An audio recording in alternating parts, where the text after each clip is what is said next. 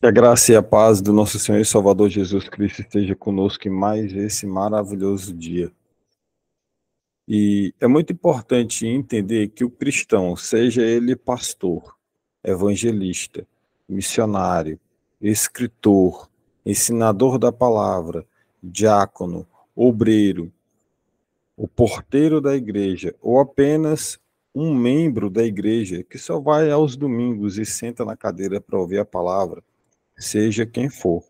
Se não estiver ocupado procurando trazer outras pessoas para Cristo, está falhando seriamente no seu dever na obra de Deus.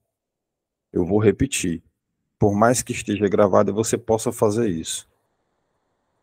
Independente de quem seja, pastor, evangelista, missionário, o porteiro da igreja, um escritor, o ensinador da palavra, o diácono, o obreiro, seja quem for, ou até mesmo um membro que só vai sentar no banco da igreja aos domingos, se esse cristão não estiver preocupado e ocupado em trazer pessoas para Cristo, está falhando na obra de Jesus, na obra do próprio Deus. Portanto, eu trouxe algumas perguntinhas aqui para que nós possamos refletir no que o Espírito Santo quer tratar conosco em mais esse devocional. Como era a sua vida antes de conhecer a Deus? Se você, assim como eu, não teve a oportunidade de nascer em um lar cristão, onde desde criancinha era ensinado verdadeiramente a verdade.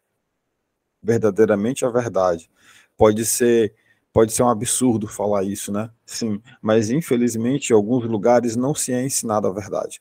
Então, se você não teve essa grande e maravilhosa oportunidade, você nasceu em uma vida fora da verdade. Como que era a sua vida antes de conhecer, antes de aceitar Jesus como Senhor e seu Salvador? Como que era a sua vida antes? Quais eram os seus pecados? Quais eram os pecados? Especificamente, responda para você mesmo. Quais eram os pecados que te separavam do Criador, de Deus? Quais eram os pecados que te apartavam deles? Especificamente, para e pensa agora. Qual foi o mal que você fez para outras pessoas? Qual foi o mal que você fez para você mesmo? Ainda mais. Qual foi o mal que você fez para com Deus? Pensou? Como estava a sua relação com os seus familiares e com todos aqueles que te rodeavam na época em que você estava perdido, em que você não foi ainda, na época que você não tinha feito ainda o teu encontro, não tinha acontecido o encontro com o teu Deus, da época em que Cristo não tinha te escolhido ainda para Ele. Faz uma lista aí agora de todos os pecados que te apartavam de Deus. Pensou em tudo? Fez essa reflexão de como você era? Do quantas vezes alguém chegou para você para tentar te ensinar a palavra e você abriu a boca falando que já conhecia tudo aquilo dali que estava escrito e na verdade você não sabia quem era Jesus? Quantas das vezes alguém chegou para você para te apresentar o teu Deus e você disse: quem é essa pessoa para me apresentar Deus? Eu sei quem é Deus. Deus é aquele que morreu na cruz e o teu conhecimento não passava sobre isso. Deus não falava com você, não se revelava para você. Lembra dessa época? Pensou em tudo aquilo, em toda a porcaria e trapo de imundícia que você e eu, nós éramos? Você pensou naquilo que você era? Muito bem. É exatamente esse tipo de pessoa que está lá fora, sem esperança nenhuma. E o resquício de esperança que essas pessoas têm, elas colocam em pessoas, em objetos, em coisas ou em circunstâncias. É esse tipo de pessoa que está lá fora. E repito a frase inicial. independente do cargo ou posição que você ocupa dentro da igreja ou em um determinado ministério, se você não estiver ocupado em trazer pessoas para Cristo, você está falhando na obra de Deus. Depois de você analisar essa condição de ser pescador de homens, depois de você analisar tudo isso, e talvez você até diga assim: eu sou pescador, eu pesco, eu faço a obra. Chega um momento em que você, se não tomar cuidado, pode cair em uma verdadeira cilada de se sentir especial por isso. Eu me sinto especial por isso. Eu fui escolhido por Deus. Talvez a soberba seja tão grande que você ainda diga: eu escolhi fazer isso. Se você está assim, ou se você conhece alguém que está assim, ou se você já passou por isso, ou você está começando a andar nesse caminho, eu quero convidar você a assistir esse devocional inteiro, deixar que o Espírito Santo trate com você, antes que essa cilada caia, ou para que você possa perceber se você estiver caindo nessa cilada. E o que fazer para sair disso? Se puder, curva a sua cabeça, faça uma oração comigo. Vamos pedir direcionamento do Espírito Santo para nós. Bondoso Deus, amado Pai, graças te damos, Senhor, por mais esse momento diante de ti. Graças te damos pela presença do teu Espírito Santo. Te agradecemos, Espírito Santo, porque nós não somos merecedores. Nós estamos aqui diante de ti, com o coração aberto, a mente aberta para receber sabedoria, receber o direcionamento, receber paz, receber luz, receber o ensinamento necessário para conduzir as nossas vidas. Obrigado, obrigado por essa maravilhosa oportunidade. Trabalhe em nós, trata o nosso coração, o nosso ser, o nosso íntimo, o nosso discernimento. Trata conosco, cuida de nós, traz-nos para o centro novamente, principalmente aqueles que estão perdidos, para aqueles que estão com os passos firmes, firme mais ainda, Espírito Santo. Em nome de Jesus nós te pedimos humildemente. Precisamos demais de ti, da tua direção, até a volta de Cristo Jesus. Cuida de nós, para que nós não nos desviemos nem para a direita nem para a esquerda, mas que possamos permanecer com os olhos fitos para o alvo, que é Cristo Jesus, o autor e consumador da nossa fé. Paizinho eterno, fala conosco mais esse devocional. Em nome de Jesus é o que nós oramos e já te pedimos. Que nós possamos diminuir o Senhor engrandecer mais e mais nas nossas vidas. É o que nós oramos e é o que nós já te agradecemos. Amém. A leitura de hoje, a primeira leitura que nós vamos fazer hoje, faremos duas. Amém. A primeira leitura está no Evangelho de Lucas, no capítulo de número 5, do versículo 1 até o versículo de número 11. Quem vai fazer a leitura é a minha tia Maria. Então, tia Maria, a senhora pode fazer a leitura para nós, por favor. Glória a Deus. Em nome de Jesus. Diz assim. Certo dia, Jesus estava na praia do lago da Galileia e a multidão se apertava em volta dele para ouvir a mensagem de Deus. Ele viu 2 barcos no lago, perto da praia. Os pescadores tinham sido deles e estavam levando as redes. Jesus entrou num dos barcos, o de Simão, e pediu que ele o afastasse um pouco da praia.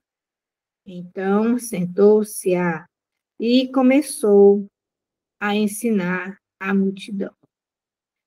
Quando acabou de falar, Jesus disse a Simão: leve o barco para um lugar onde o lago é bem fundo. Então você e os seus companheiros joguem as redes para pescar.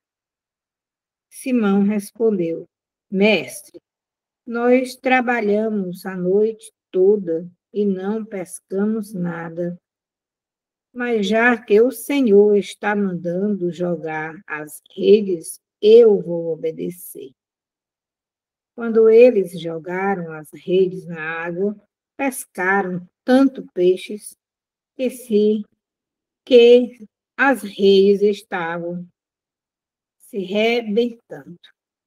Então fizeram um sinal para os companheiros que estavam no outro barco, a fim de que viessem ajudá-los.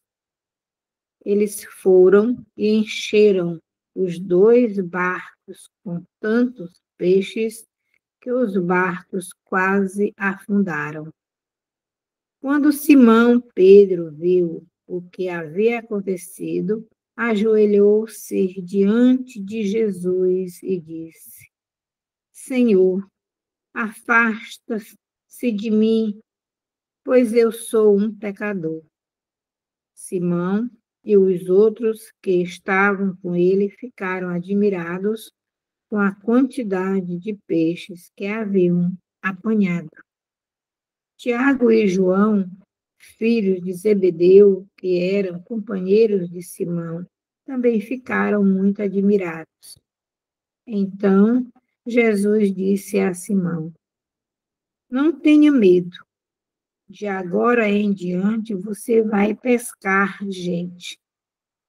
Eles arrastaram os barcos para a praia, deixando tudo e seguiram Jesus. Louvado seja Deus. Glória, glória a Deus. Amém. Amém, glória a Deus. Obrigado, tia, pela leitura. De nada, meu amor. Bom dia a todos. Amém. Nesse relato aqui, nós já ouvimos, já lemos várias vezes esse relato, diversas vezes nós já lemos, já vimos pregações, já assistimos filmes sobre esse relato, né? Já vimos passagens. O que não faltam são passagens a respeito desse relato. É um relato muito conhecido, é uma das passagens bíblicas mais conhecidas de todos nós cristãos. Nesse relato aqui de Lucas 5, do 1 ao 11, nós somos lembrados do incrível poder de Jesus para transformar as nossas vidas, né? Bem como da importância da fé, da obediência nessa jornada de discipulado, de discípulos, de obediência à palavra. Eu separei aqui 4 pontos para a gente analisar esse relato brevemente, para que nós possamos partir para a próxima leitura e entendermos a importância dessa pescaria e de como nós devemos nos portar por sermos escolhidos por Deus para isso, para essa grande missão.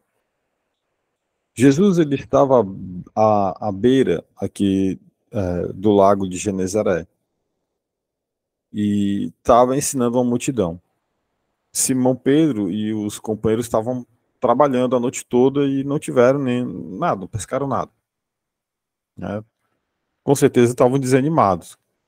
Eu mesmo, quando eu trabalho o dia inteiro, em que eu não tenho fruto do meu trabalho, irmãos, a gente é de carne, a gente vê, a gente fica desanimado.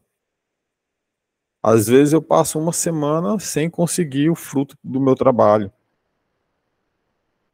E aquilo dali, uma semana inteira, me deixa um pouco desanimado.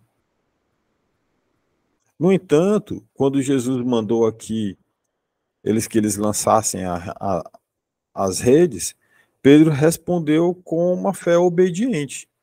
Lá no versículo 5 a gente observa isso. Mestre, esforçamos a noite inteira e não pegamos nada, mas porque tu, quem está dizendo isso, vamos lançar as redes. Então ele lança as redes.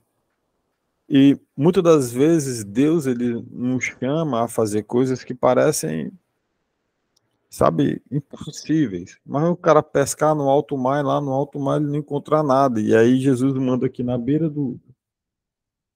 Pesca aqui na beirada aqui. Tem nem profundidade, tem nem peixe. Você olha assim, enxerga o chão, não tem peixe. E aí a gente lança a rede e vem.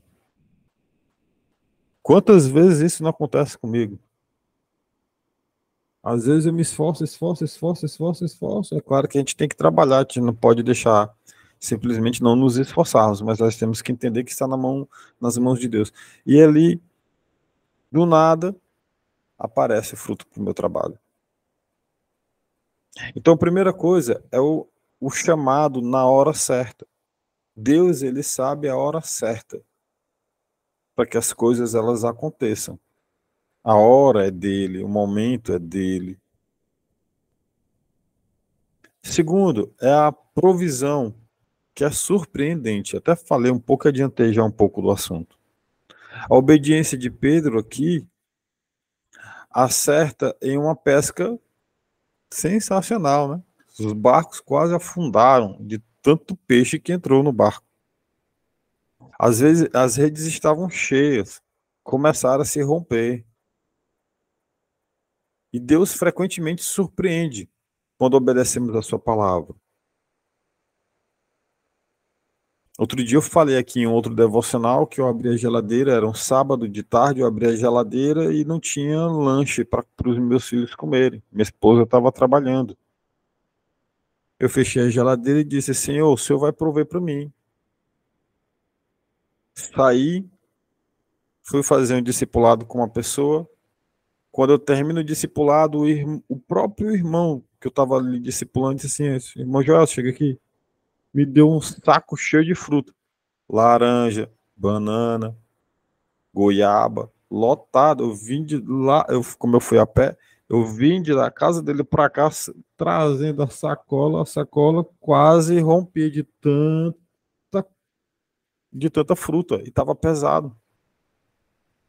Parei duas vezes no caminho de lá para cá para poder descansar um pouquinho, para poder trazer e me preocupando com a sacola.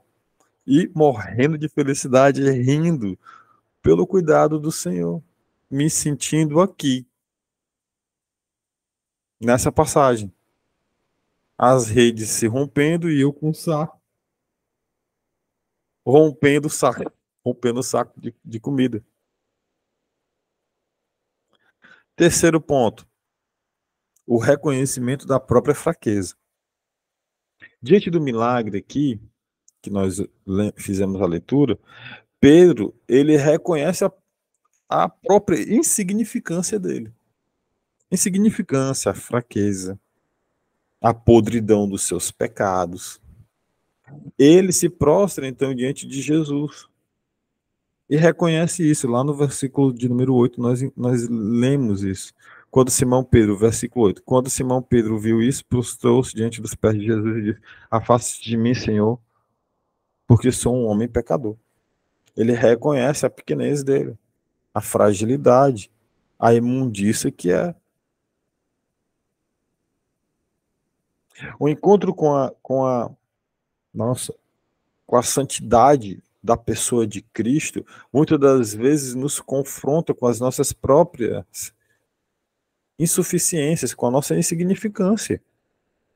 Eu fiquei muito constrangido com o amor de Deus, vindo de lá para cá, o saco rompendo, rindo de alegria e ao mesmo tempo constrangido. Constrangido com toda a situação. Fiquei constrangido.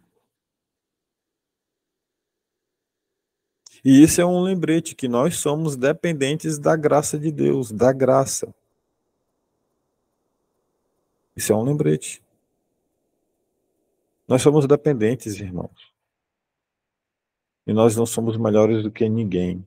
Lembra do exercício de reflexão que você fez no início do devocional? O que pelo menos você deveria ter feito? Quem você era antes? Quarto ponto, aí vem o chamado para o discipulado, que é uma grande responsabilidade. Jesus, ele não apenas chama Pedro, mas chama aquelas pessoas que estavam ali ao redor de Pedro, seus companheiros, para uma pescaria milagrosa, né? Mas também o chamou para uma missão, que é eterna, lá no versículo 10. Como também Tiago e João, os filhos de Zebedeu, sócios de Simão. Tá todo mundo junto ali. O Senhor, ele nos chama para servir, para fazer discípulos, para compartilhar o evangelho, para compartilhar o nosso testemunho de mudança e de milagre e transformação que ele faz nas nossas vidas com outras pessoas. Para que esse testemunho, a nossa vida reta em Cristo, possa ser usada por ele para trazer outras pessoas para essa pesca, outros peixes. Porém, nós não devemos nos gloriar pelo fato de Deus ter nos escolhido para fazer a obra dele. Fazer a obra dele. A obra dele não é minha, não é sua. Tampouco acharmos que somos melhores do que aqueles que estão lá fora, perdidos. Assim como um dia eu estava. Assim como um dia um irmão chegou para mim para me apresentar Cristo e eu disse, na minha cabecinha eu pensei, quem é essa pessoa para me apresentar Cristo? Eu sei quem é Cristo. Eu sei que Cristo é aquele que morreu na cruz. Quantas vezes eu disse isso? Sempre que alguém ia me falar sobre a palavra de Deus. Quantas vezes? E eu não sabia quem era Jesus. Jesus nunca tinha falado comigo até então. O Espírito Santo não habitava em mim. Eu vivia no pecado. Era um trapo de imundícia. Uma pessoa desobediente a Deus. E nós devemos nos apegar a uma orientação que o apóstolo Paulo ele nos dá de uma forma tão maravilhosa. Está em 1 Coríntios, no capítulo 1, do versículo 26 até o versículo 31, que diz assim, versículo 36, 26, perdão, versículo 26. Irmãos, pense no que vocês eram quando foram chamados. Poucos eram sábios, segundo os padrões humanos.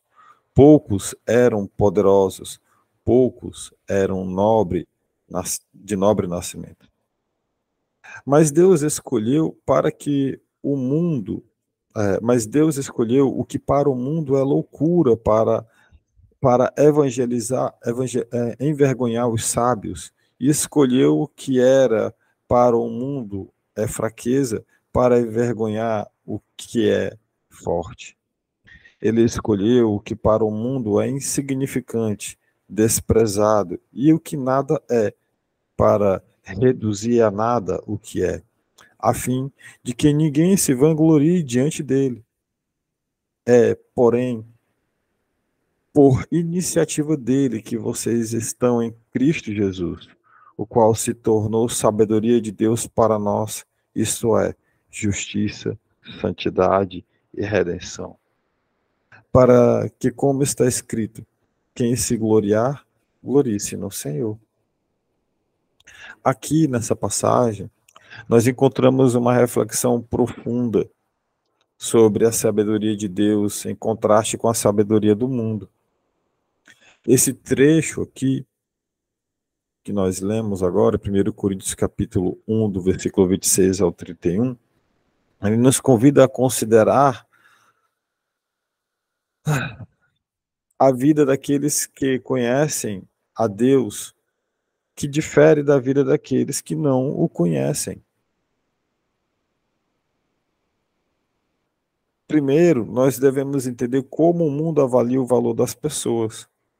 O mundo, muitas das vezes, Valoriza as pessoas com base em critérios como inteligência, status social, riqueza, sucesso. É comum associar a importância de alguém a esses extremos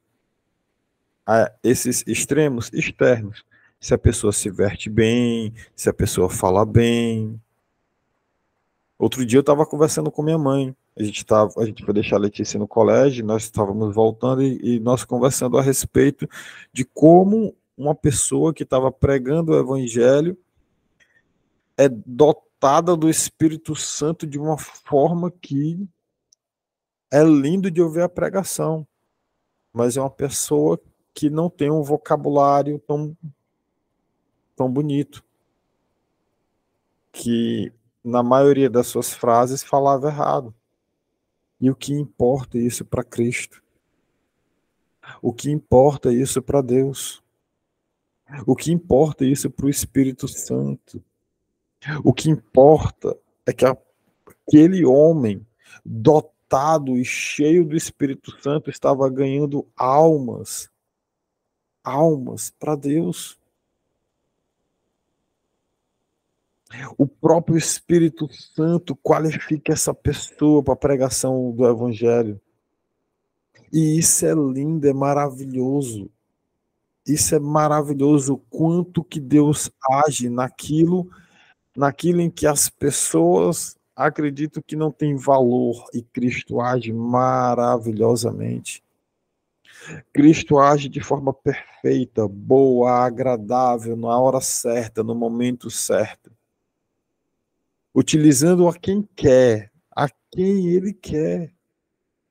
Capacitando a pessoa que ele quer para a pregação do evangelho, da forma que ele quer, no momento em que ele quer. Segundo, a perspectiva de Deus sobre o valor das pessoas. Primeiro, nós vimos a perspectiva do mundo. Depois nós vemos a perspectiva do valor de Deus para com as pessoas. Paulo ele nos lembra que Deus escolheu as coisas loucas do mundo para envergonhar os sábios, e as coisas fracas do mundo para envergonhar os que são fortes. Está lá no versículo 27.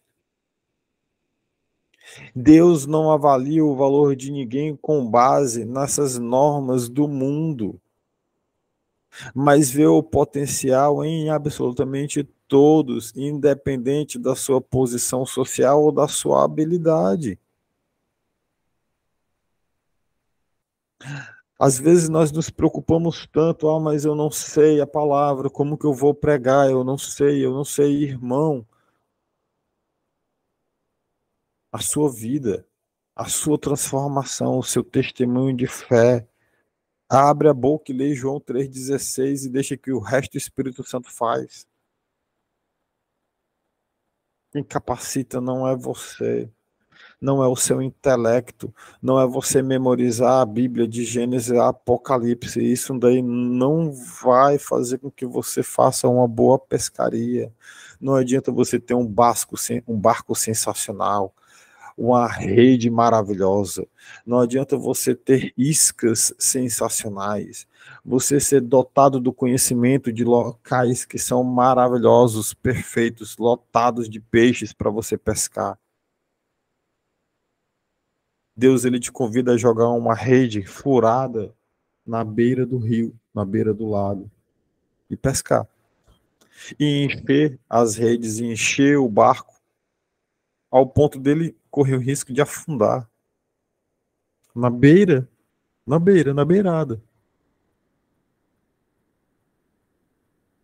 Porque não é através de nós, não se trata de mim, não se trata de você, nunca foi sobre nós, nunca foi sobre o que a gente pode fazer, nunca foi sobre nós. Nunca foi, nunca vai ser. Terceiro, o que significa a nossa identidade em Cristo. Paulo aqui ele enfatiza que é por causa de Deus que nós estamos em Cristo Jesus, está lá no versículo 30. É, porém, por iniciativa dele, de Deus, que vocês estão em Cristo Jesus. Não foi você que escolheu, irmão. Não foi. Não seja soberbo em dizer eu escolhi esse ministério, eu escolhi Deus. Não foi, não foi. Está aqui escrito. É a iniciativa dele que eu estou em Cristo Jesus.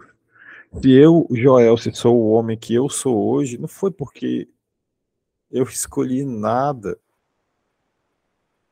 Obra do Espírito Santo, misericórdia de Deus, graça na minha vida, capacitação dele.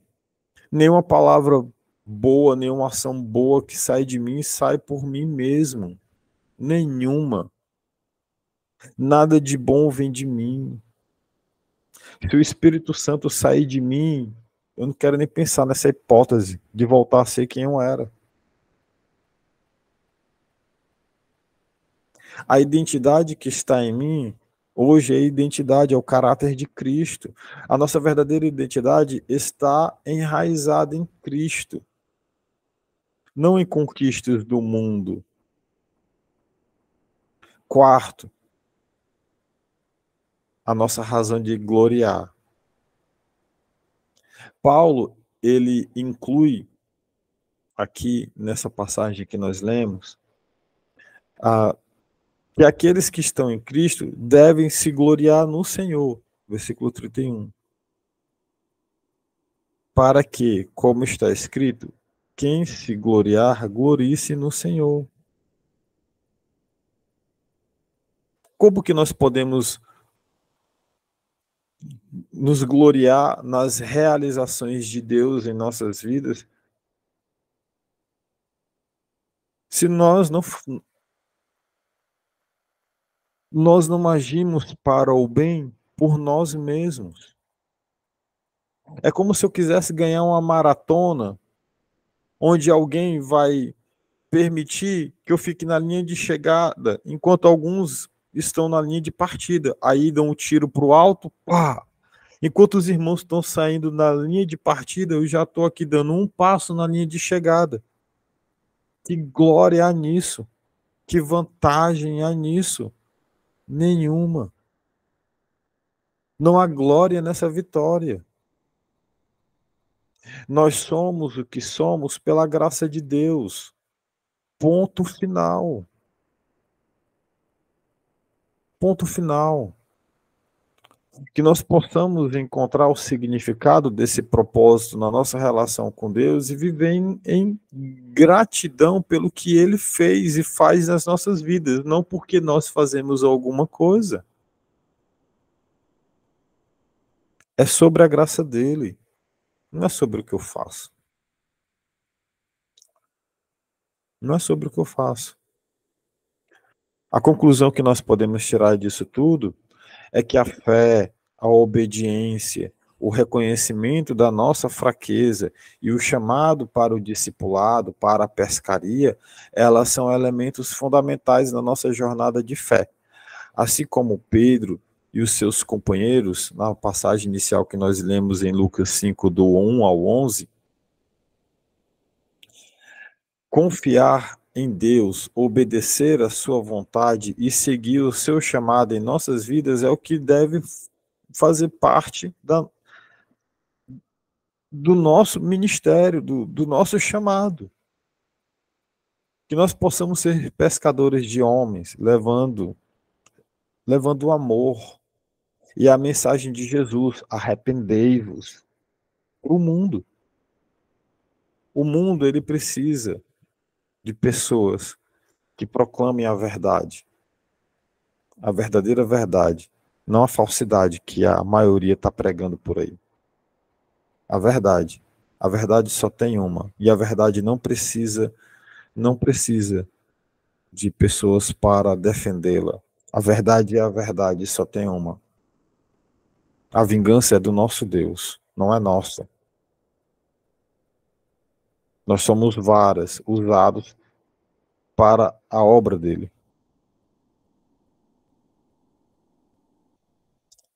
Se você puder, curva sua cabeça. Vamos fazer uma oração. E novamente, lembre, a graça, a glória, a misericórdia, o amor, tudo vem dele. Não se trata de nós, nem sobre o que nós podemos fazer. A pescaria, a glória é dele. É tudo por ele. Amém. Bondoso Deus, amado Pai, graças te damos, Senhor, por mais esse momento de reflexão e diante da tua palavra. Obrigado, Pai, porque até aqui o Senhor tem nos ajudado. Obrigado, Santo Deus, por nos capacitar com teu Espírito Santo. Obrigado, Espírito Santo, por se fazer presente em nós, por ser tão carinhoso e cuidadoso. Cuida de nós, Pai, nesse dia. Pois nesse dia pessoas vão ser escolhidas para ti. Pessoas que o Senhor já sabe, que o Senhor já escolheu, que o Senhor já direcionou. Usa-nos, Pai. Usa-nos mais uma vez para o louvor e a glória do teu santo nome. Usa-nos, Santo Deus, em nome do teu Filho Jesus. Obrigado pela essa maravilhosa oportunidade de te servir. O quão gracioso é isso. Nos sentimos, Pai, nos sentimos constrangidos com o amor que o Senhor reserva para nós. Mostra, Pai, mostra-te, revela-te para aquelas pessoas que serão alcançadas para ti hoje. Nós vamos lançar as redes, Senhor. Vamos trabalhar porque o Senhor nos pede para que nós façamos, obedientes à tua palavra. Que pessoas possam ser alcançadas para ti, Senhor, mais e mais. É o que nós oramos, é o que nós te agradecemos, Senhor. Provê para nós o pão do dia de hoje, não o de amanhã, não o do mês que vem, o de hoje. É o que nós oramos e já te agradecemos em nome do teu Filho Jesus. Amém.